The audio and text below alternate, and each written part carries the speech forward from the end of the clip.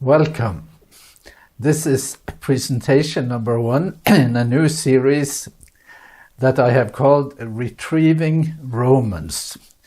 Romans is the letter to the Romans written by the Apostle Paul, and the primary audience, my primary audience for these presentations are medical students at Loma Linda University. I am a research professor of biblical interpretation at Loma Linda and an assistant professor of medicine.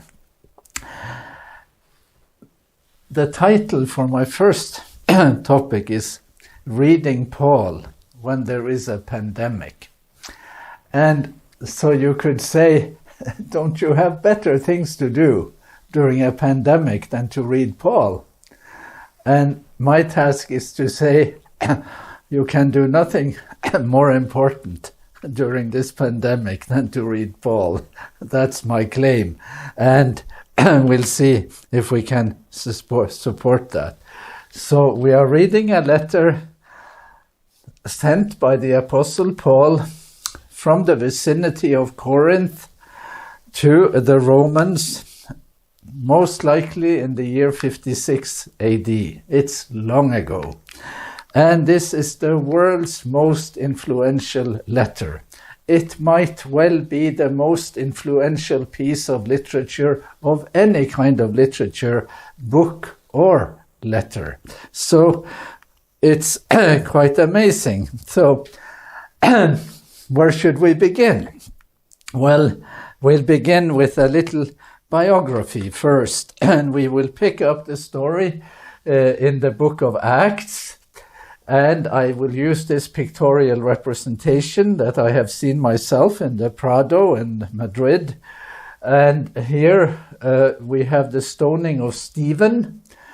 And we have a young person here who is watching it.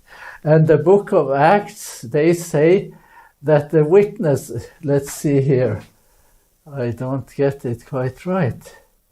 Anyway, you have the young man here. The text in Acts says that the witnesses, they put their clothes at the feet of a young man named Saul. And a little later it says that Saul approved of the stoning of Stephen. That's the first time we see him in the book of Acts. But when we look at Paul's biography, we like to look at it more from his own letters, because the book of Acts is secondary literature, but the letters, they are primary witnesses. So we have in Paul's own hand, we have here in Galatians, where he tells the story of his background. And he says in Galatians, that was a letter written earlier than Romans, I can give the grounds for that assertion by tracing God's way with me. You have already heard some things about my past, the course and nature of my life when I lived according to the religion of Judaism.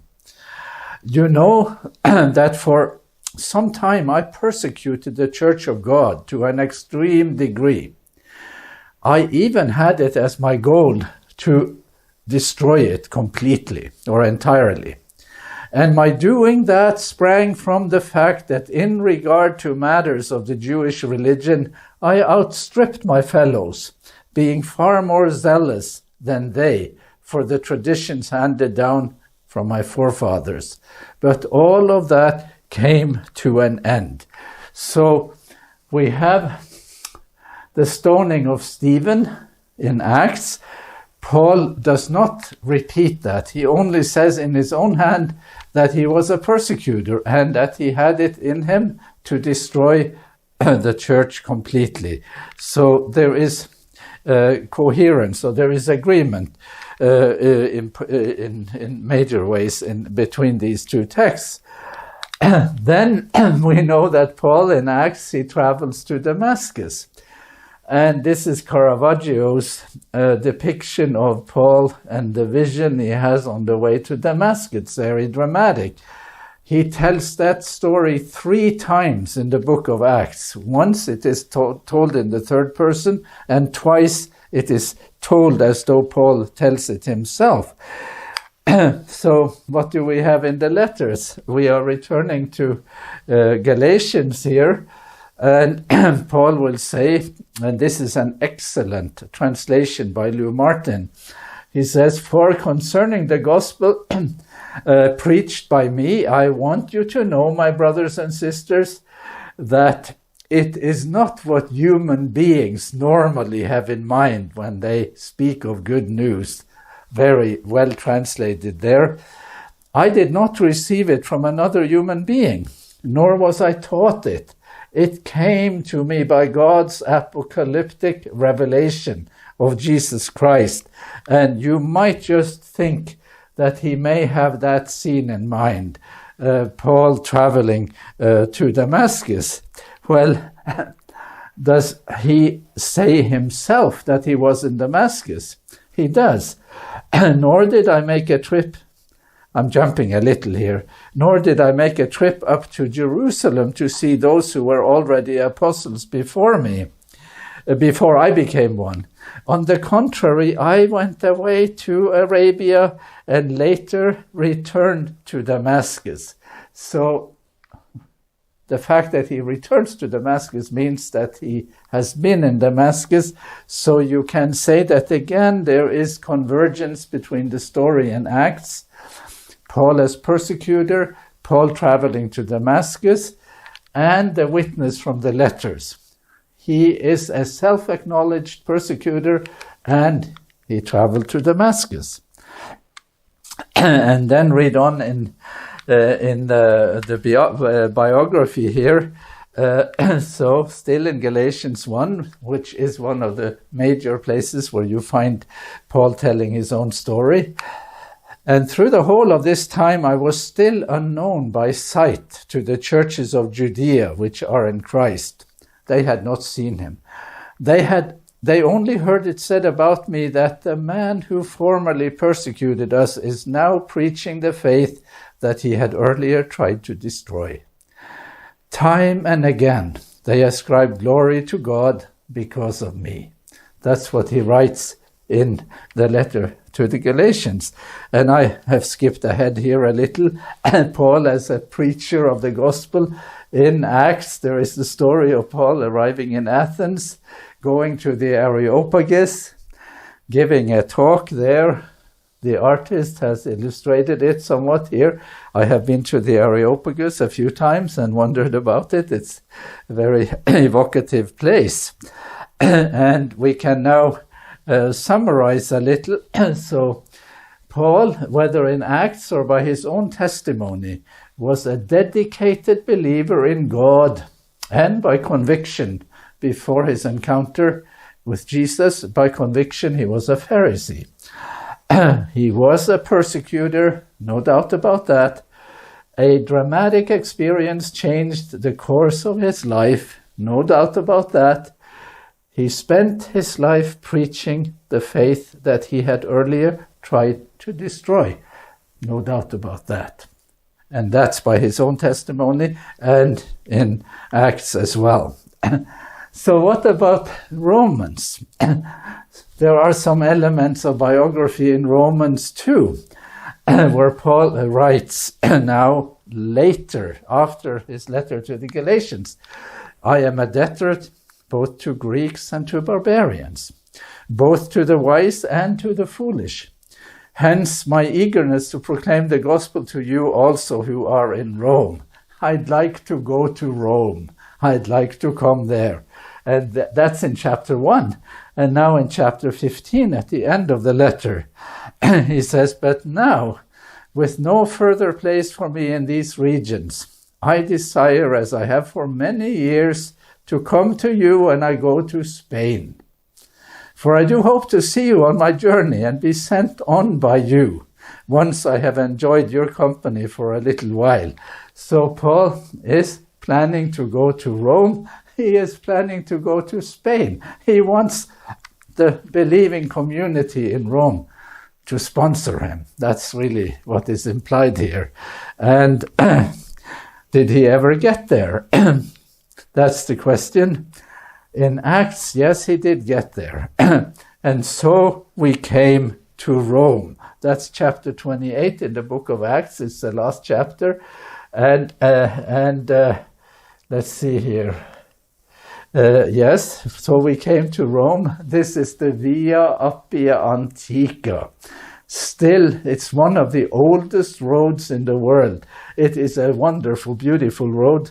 It was built about 200 BC.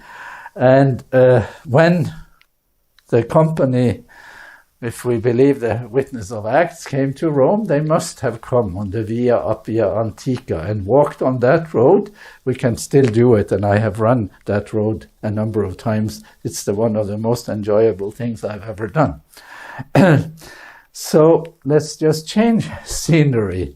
Does Paul come to Rome in his letters? Does he say himself that he made it to Rome? And there we have to infer a few things, but if we take the way most scholars, people understand 2 Timothy, he did come to Rome.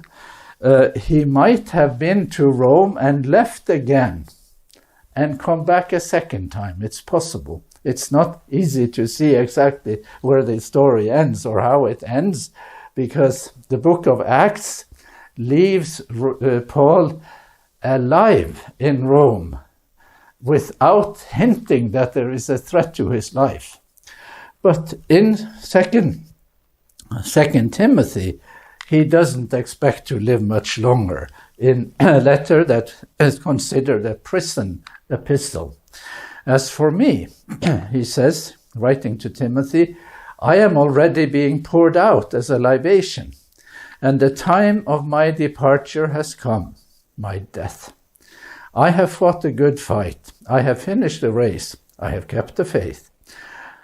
Do your best to come to me soon. When you come, bring the cloak that I left with Carpus at Troas, and also the books, and above all, the parchments. Do your best to come before winter. This is probably the last we have from Paul, and some people are debating whether he actually wrote that himself. I do think he did. I think there is plenty of evidence for that. So here then is the end of the biography, and there is that the way the story ends is that Paul dies a martyr in Rome not long after writing 2 Timothy, during the days of Nero, during the days of the Emperor Nero. Okay, we need to go to the letters. And I would like just to stop a moment and look at Rembrandt's Paul. This is one of the most iconic paintings attempted of Paul. And you see how Rembrandt illuminates him. What are the three things he illuminates in this painting? He illuminates his face, his eyes. He makes him a seeing person. And he illuminates the book here. So he is a reading person. And he illuminates the hand here with a pen. So he is a writer too, as it were. So I say that he here is a seer, and he's a seer like a prophet. And he is a student, maybe even a scholar. And he is a writer, and we have to qualify that because Paul did not write the letters in his own hand. He used a secretary. He had an amanuensis. And then we have to agree that there are some limitations in Rembrandt's representation, because Paul is here sitting at his desk like he's in an office. But where is the traveler, the teacher, the pastor, the friend, the person who is always on the move and who walked? You know, people who live in Southern California, they like to brag where some people go to Mount Whitney. Well, Paul has climbed many a Mount Whitney in his travels, if you add it up. So Rembrandt's Paul has some limitations. Whatever. The letters, a formidable legacy. The most influential letters ever written, and Romans is number one on the list. And let's look at it. And here is the text in Greek, the opening verses of Romans in nice, neat, printed Greek. Of course, it wasn't like that. It was handwritten. And one of the oldest fragments of the letter is from AD 316, is the estimate. And you can see it is quite a bit messier.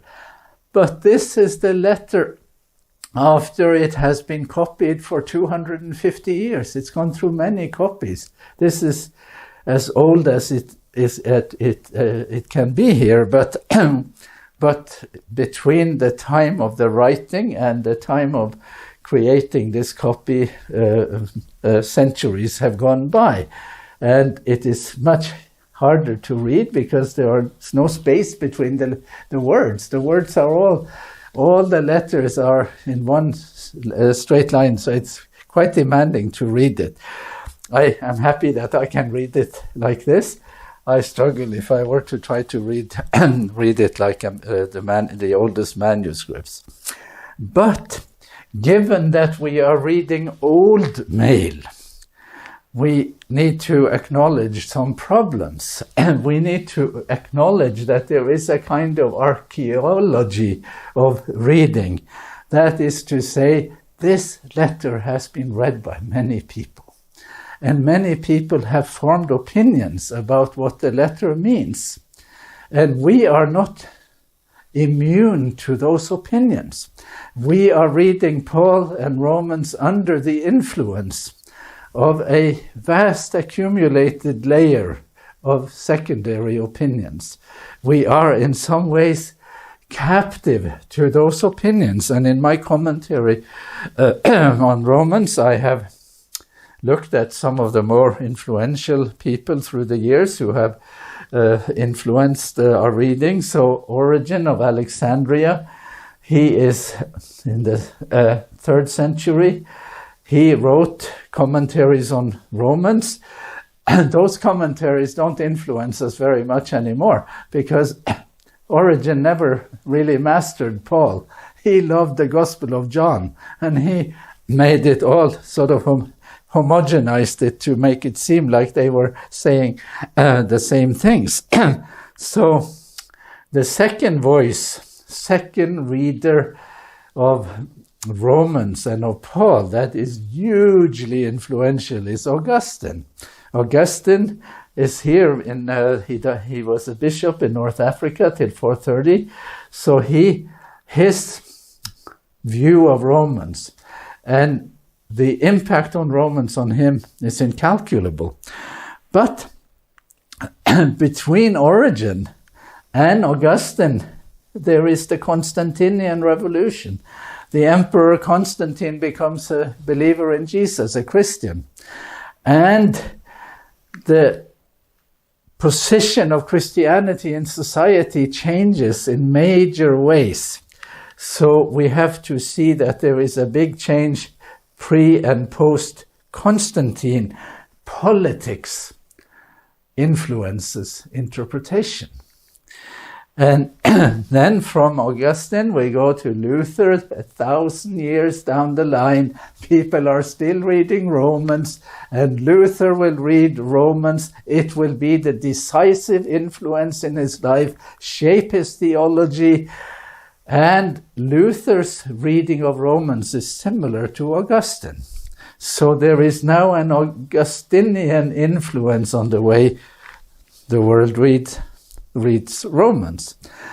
After Luther, there is John Wesley. Of course, there are many others, but John Wesley is of interest. He's a very influential figure in history, the founder of Methodism, and the first one to read Romans in America of these people, because John Wesley traveled to America and was a missionary to America for a while. And then I have one last one, that's Karl Barth, who is in the 20th century, the most influential theologian in the 20th century, who also reads Romans. In 1919, he wrote a commentary on Romans, and people said it hit Europe like a bombshell. So here you have a letter that has influenced these people, and through these people has influenced the world. And we also have a historical perspective and a geographical perspective. I must include that. I don't want to leave it out. Origen and Augustine, they are in Africa. Both of them are in North Africa. That's amazing, isn't it? We don't think about it that way anymore. Luther and Wesley and Barth, of course, are in Europe, except that Wesley also made it to America. So we have a pretty extensive geographical horizon here too. And then we come to Loma Linda. We come to our time. And we are now reading this letter in our time, in a modern setting, and wondering what we can get from it.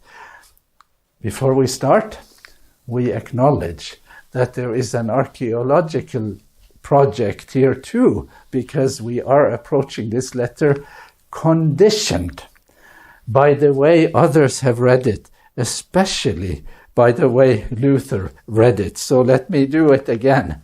Here is Paul and his time, and we are outside here, and then around him are these interpreters: Origen, Augustine, Luther, John Wesley, and Karl Barth.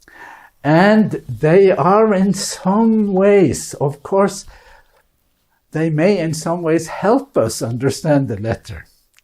In some ways they may be in the way. They may not get it totally right, and there is truth to both of those. Now, the most important of these readers from our point of view is going to be Luther. So a word on Paul, Luther, and Romans. First, that Paul's letter to the Romans was like an open door to paradise in Luther's experience. That's what he says. He was reading Romans 1:16 and 17 about the righteousness of God, and he wondered what it meant, and he couldn't figure it out. And then he understood it, the way the righteousness of God works, and it was to him like an open door to paradise. Luther thought that his experience and Paul's were the same, that they were similar, that their experiences, Paul's and Luther's, ran on parallel tracks. And so that has also been seen to be true by those who read it after Luther. Luther's reading of Romans is seen as the correct normative reading. So we have to see if that is true, whether there is such smooth continuity between Paul and Luther, or whether there are elements of discontinuity. That is to say, are Paul and Luther, they have similar experiences, they come to Christ through a similar sort of background, similar setting, similar problem. Or could it be that there is discontinuity? Paul comes traveling on these tracks, and Luther, he travels on that track, and they are not matched. There is a discontinuity, and you can guess what I'm going to say. I'm going to say that there is discontinuity, and will rely somewhat on Christer Stendahl, who is who was an influential teacher at Harvard and a bishop in the Lutheran Church of Sweden, and he is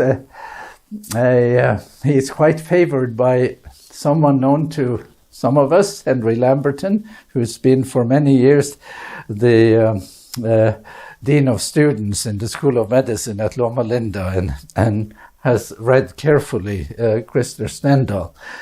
He wrote an article about the Apostle Paul and the introspective conscience of the West, saying that the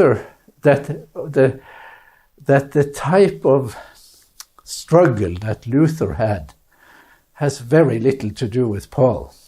Paul did not have a burdened conscience and came to Jesus from an experience of a burdened conscience. Paul's journey to Jesus is very different, but that has influenced the way we see it. Now, one of the reasons why Christer Stendhal changed his mind on these matters, I think, had something to do with another legacy of Luther, and that was Luther's very nasty comments, very nasty message about the Jews toward the end of his life. Luther wrote, "What shall we Christians do with this rejected and condemned people, the Jews?" And then he gives 7 points, and I will just mention a few. 1, to set fire to their synagogues or schools, and to bury and cover with dirt whatever will not burn. 2nd, I advise that their houses also be razed and destroyed. 3rd, I advise that all their prayer books and Talmudic writings in which such idolatry, lies, cursing, and blasphemy are taught be taken from them. It gets even worse. This, of course, in the light of the Holocaust, is very toxic.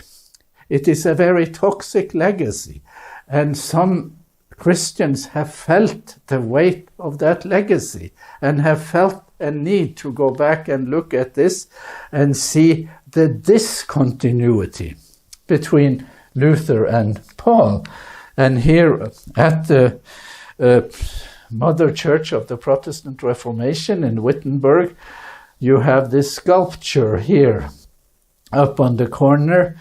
It's a pig, and there are human beings suckling the pig, and there is a rabbi looking in the rear end of the pig, sort of studying what comes out of the rear end. It is a nasty anti-Semitic depiction of how sort of the quality of Jewish faith, and it has impacted the way people approach this. So we are now going to be reading Romans when there are new perspectives on Paul that to some extent will mute the Lutheran influence, beginning with Albert Schweitzer, Christian Becker, N.T. Wright.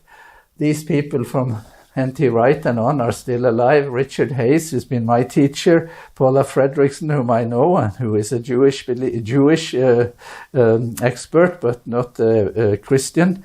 Douglas Campbell, who is a friend who has commented favorably on my work, and Beverly Gaventa. These are some of the new perspective readers, and we will listen to them. And then there is a sort of big sphere of influences who write books, beginning with Christer Stendhal, about that these books have the title Paul Among something. And the first one was Paul Among Jews and Gentiles. Then there is Paul Among Jews, Greeks, and Romans, or Paul Among Cultures, that Paul among Jews, Greeks, and Romans, Paul in a sort of cultural setting. Then there is a lovely book, Paul Among the People, by Sarah Rudin, who is a classicist. She has just translated the Gospels anew from Greek to English, and has written a lovely book about Paul and the ordinary people, the common people. But sure enough, there is also Paul among the philosophers. More than one. Paul among the philosophers. Paul and the philosophers. Paul and the giants of philosophy. So here is Paul engaging, Paul among the people, Paul among the philosophers. And the circle just expands. There is Paul among the prophets in a book about 2 Corinthians.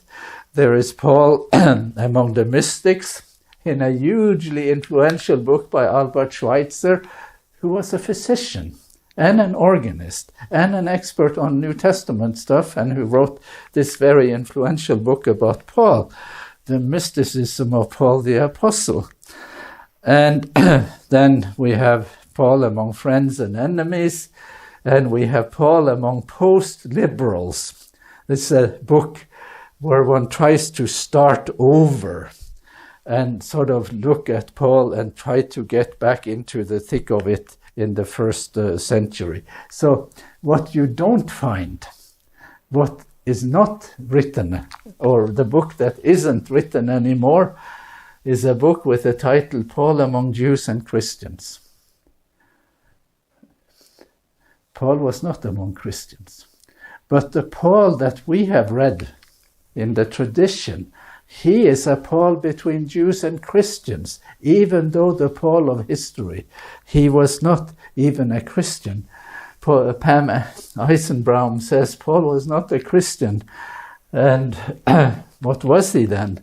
Paul was a Jewish believer in Jesus. Paul did not become a Christian. He became a believer in Jesus, a Jewish believer in Jesus, because Christianity as an alternative religion is not yet in place in Paul's own time. So that changes things quite a bit. Okay, my book, The Letter to the Romans, Paul Among the Apologists. And I can say later a little bit about how I came to write this book, or how I was asked to write it. But let me just read a couple of comments about it that I have appreciated very much. Here is from Jeff Geary, who is a pastor in a Presbyterian church in New York. I have just finished he wrote to me unsolicited. I have just finished your commentary on Paul's letter to the Romans, and I want to say thank you. I do not think I have ever enjoyed a commentary as much, with so many surprising riches on nearly every page. Your description of the debasement of language and descent into violence actually moved me to tears and could have been taken from the daily news. That's him. And then a couple of comments on in the scholarly literature. This commentary on Romans exemplifies how far ecological readings of the Bible have developed over the past 20 years. Cognizant of the problems of simply greenwashing cherry-picked texts, Tonstad offers serious study of this theologically dense and influential letter. That is to say, I make ecology work in a theological interpretation. I'm not pushing ideas on the letter that aren't there. They are there. We are letting the ecological message rise from the text. And one more, Tonstad has achieved a fresh reading of Paul and has included creative theological reflections that pertain to modern ecological concerns. I could not ask for more than that for this book I have done on the topic, and I'm very appreciative. Okay, we're getting to the end here. We are reading this letter at a time when we have to acknowledge two fractures, two fracture lines. And the first one is a fracture in medicine. The fracture in medicine is in some ways the separation of the individual from society, from other creatures and from the earth. Absence of ecological awareness. This is me and my job as a chief of general medicine at the hospital here in Norway. This is my head nurse. And we have a lovely relationship, and she's not very ill. But I just want to say, just sort of try to illustrate that here in the clinical setting, there is no outside world. There's no animal world. There's no earth. There's no agriculture. There is no sort of other relational things that impact health and medicine. So we have, I believe, a fracture in medicine. the absence of ecological awareness. And then we have a second point. We have a fracture in theology that actually has had medical consequences. And that is the separation of the soul from the body and the earth, a kind of torn book, as it were. And I wish to illustrate that a little bit more before I end. So, for the medical part, viruses are ecological. Viruses cannot live outside the cell. They need to piggyback on a cell and get inside the cell to live, as it were, and one doesn't even know if they are alive. Certainly they do become extinct if they are not inside the cell. And so viruses and viral spread is ecological. And the virus spread, again, thinking more in a sort of macro perspective, how do you get from Wuhan to Washington and Warsaw and Wellington? Well, you don't get to Wellington, that's in New Zealand. New Zealand doesn't let you get there. So, but in Washington and Warsaw, you do get there. And it is ecological travel, the way we interact with each other. And then we have this pandemic, most likely, or certainly not even likely, as a zoonotic ecological phenomenon. Now, we don't know for sure all the elements here yet, but we know that these viruses, that the COVID virus has had a home in bats. We don't know exactly how it came into humans, whether there was an intermediate host like the pangolins, and we do know, but we do know that the virus also goes into other animals like mink in Denmark, in Holland, like gorillas in the zoo in San Diego, and so on. So we have a zoonotic condition. And on a timeline, let me just try to say something about my own story.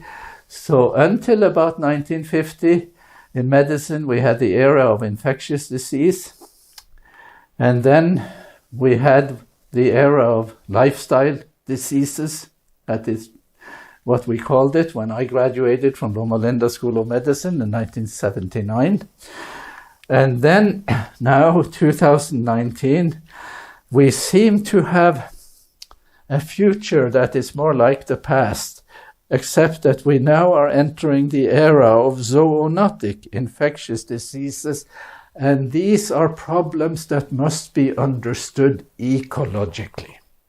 We have an ecologic crisis that cannot be solved simply by individualistic approaches. And then we have a fracture in theology. And I love Wendell Berry.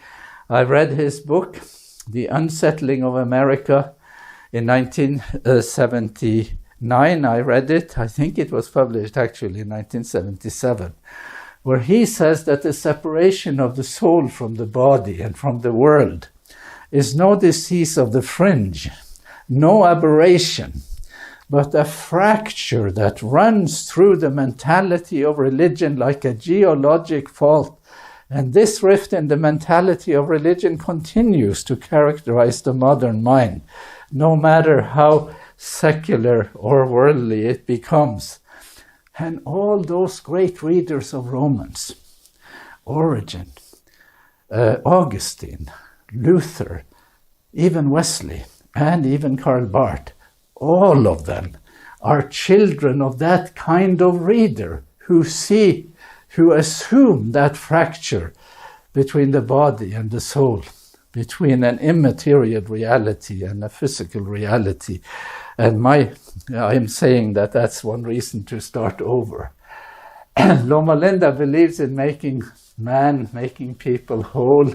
Here is Wendell Berry's idea about what that means. And this is a picture that appeared in the New Yorker when he was interviewed in 2019. He has written 80 books. I love him. He's a farmer in Kentucky. And some of you haven't heard of him, but now you have. This is what he says. A medical doctor uninterested in nutrition, in agriculture, in the wholesomeness of mind and spirit is as absurd as a farmer who is uninterested in health. Our fragmentation of the subject cannot be our cure because it is our disease. Persons cannot be whole alone. It is wrong to think that bodily health is compatible with spiritual confusion or cultural disorder, or with polluted air and water, or impoverished soil. So, doctors are not really interested in agriculture, as most of us know, and farmers are not all that interested in health, as most of us know. We have a problem here, and this is what we wish to remedy when we now turn to not this anatomy lesson painted by Rembrandt, the anatomy lesson of Dr. Tulp. We are going to study Paul's letter to the Romans.